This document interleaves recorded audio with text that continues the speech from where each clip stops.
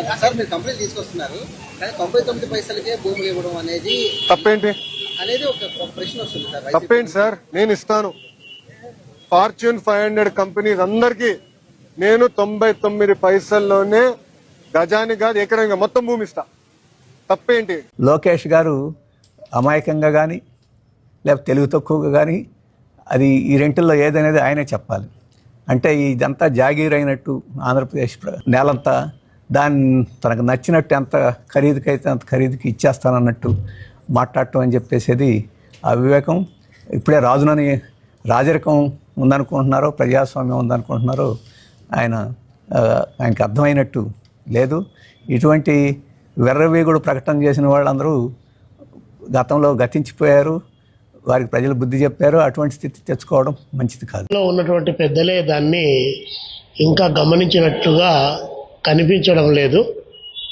పైకి మేకపోతు గాంభీర్యాన్ని ప్రదర్శిస్తూ అంత everything is okay under my control అనేటువంటి పద్ధతుల్లో మాట్లాడుతూ ఉన్నారు. మొన్న లోకేష్ బాబు గారు ఈ మధ్యన మాట్లాడుతూ జర్నలిస్టు సోదరులు అడిగినటువంటి ఒక ప్రశ్నకు 99 పైసలకే ఎకరం భూమి ఇవ్వాలని నిర్ణయం తీసుకోవడం అంత సమంజసంగా లేదు, ప్రజల నుంచి వ్యతిరేకత వస్తుందంటే 99 పైసలేంటి, అవసరమైతే ఫ్రీగానే ఇస్తాం, ఇంకా ఇస్తామని చెప్పేసి రెట్టించినటువంటి ఉత్సాహంతో ఆయన ప్రకటించారు.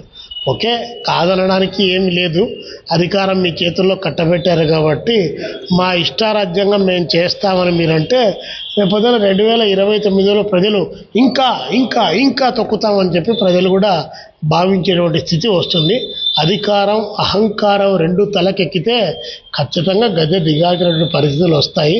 కాబట్టి అలాంటి పద్ధతుల్లో మాట్లాడకుండా ఎవరి ఆస్తులను ఎవరు తాకట్టు పెడుతున్నారు, ఫార్చ్యూన్ 500 చెప్పారు, టీసీఎస్ కంపెనీ చెప్పారు, ఉర్సా కంపెనీ చెప్పారు, లూలు మాలు చెప్పారు, కరేడు భూములు చెప్పారు, రాష్ట్రంలో కాకినాడ షెడ్జు భూములు చెప్పారు, విశాఖపట్నంలో నక్కపల్లి దగ్గర నుంచి మొదలు పెడితే విపరీతమైనటువంటి భూములన్నీ కూడా కట్టబెడతా ఉన్నారు. ఇన్ని భూములు కట్టబెట్టిన తర్వాత ఆ కంపెనీల నుండి ఎన్ని రకాల ఉద్యోగాలు క్రియేట్ చేయగలిగారు? మీరు 20 లక్షల ఉద్యోగాలు 5 సంవత్సరాల్లో ఇస్తామన్నారు. 2 సంవత్సరాలు అవుతా ఉంది, 8 లక్షల ఉద్యోగాలు క్రియేట్ చేయాలి. మీరు పంచిన భూమి ఎంత పంచారు? మీరు ఎన్ని వేల ఎకరాలు ఈరోజు కార్పొరేట్లకు కట్టబెట్టారు? వాళ్ళు ఎన్ని వేల కోట్ల రూపాయలు ఇక్కడ పెట్టుబడులు పెట్టారు?